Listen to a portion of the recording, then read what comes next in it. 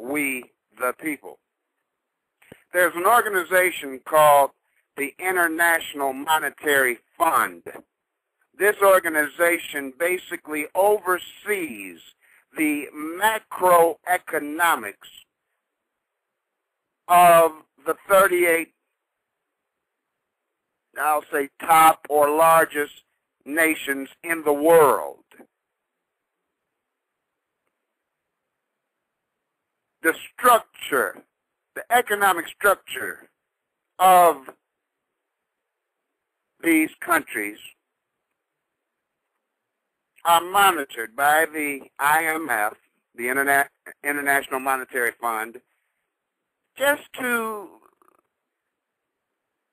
gauge how well the various countries are doing economically. Well, since the United States has always presented itself as the super strong economic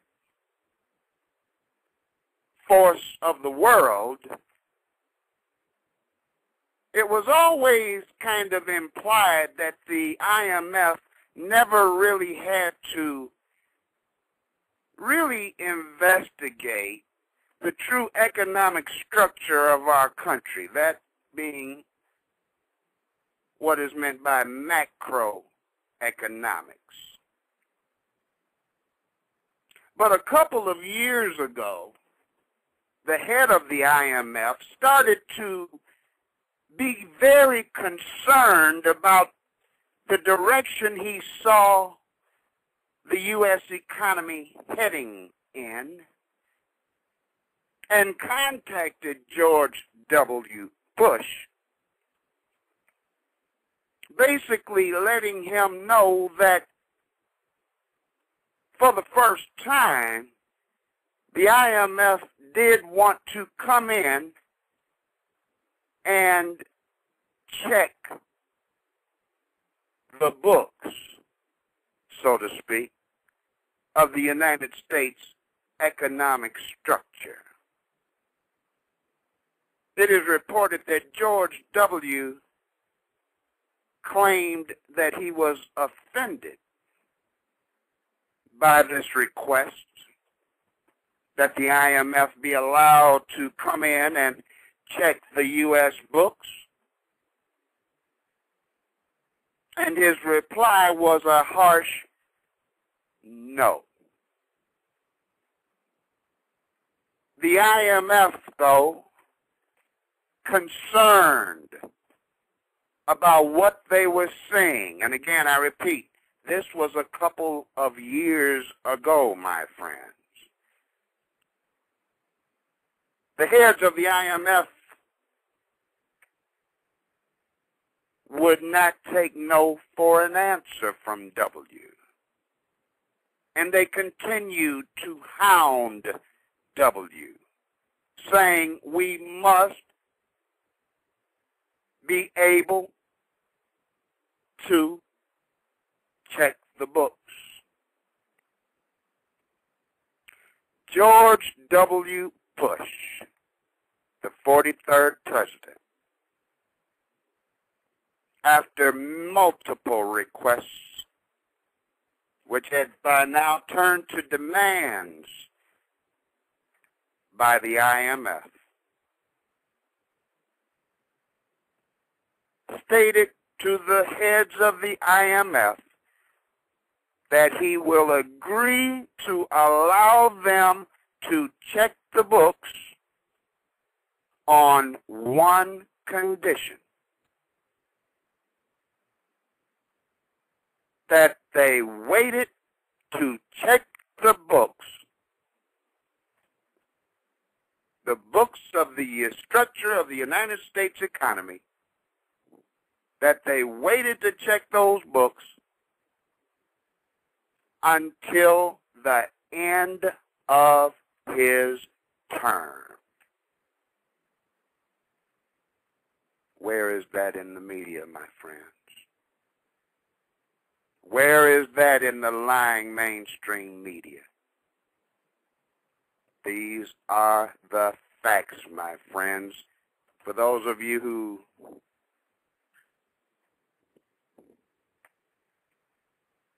use your computer to learn truth, simply Google International Monetary Fund. Read it for yourselves, my fellow warriors. It is absolutely disgusting to know that George W. Bush not only knew that this economy was on the verge of absolute collapse,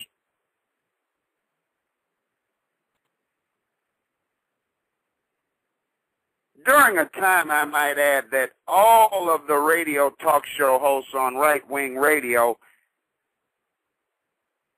constantly talked about how the economy was doing so well. I wonder who paid them to say that. It's very possible that an investigation should be done there as well. You know, the right wing does have a history of paying talk show hosts to say things. They've been caught before.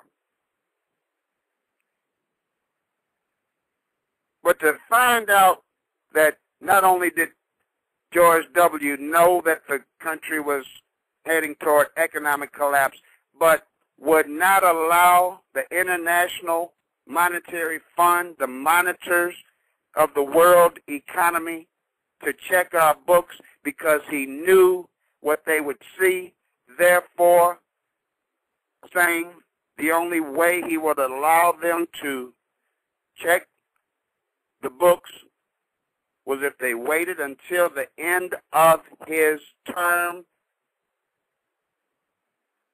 so that it could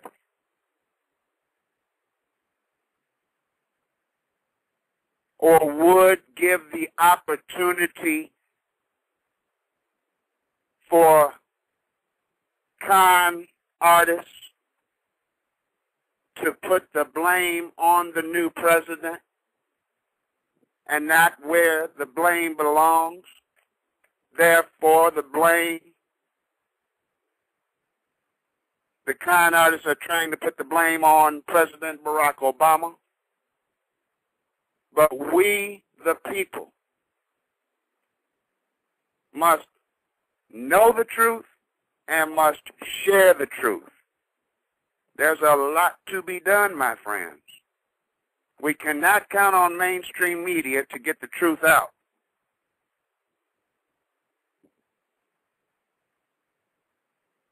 Remember, we are now working together to right the wrongs of the previous administration. That is the fact, my friends. Never be fooled. And now the GOP wants to complain about monies that are being spent to try to dig our country out of economic collapse,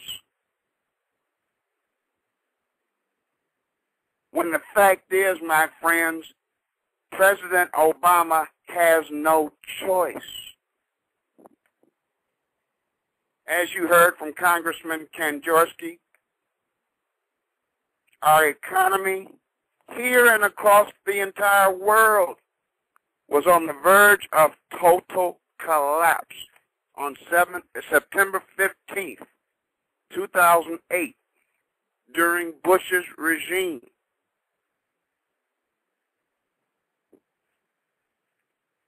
And President Obama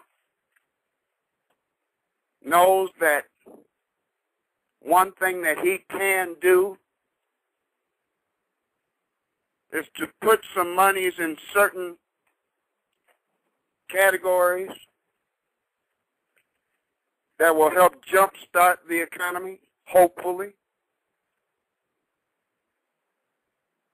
And although the GOP knows the truth, knows that our country was minutes away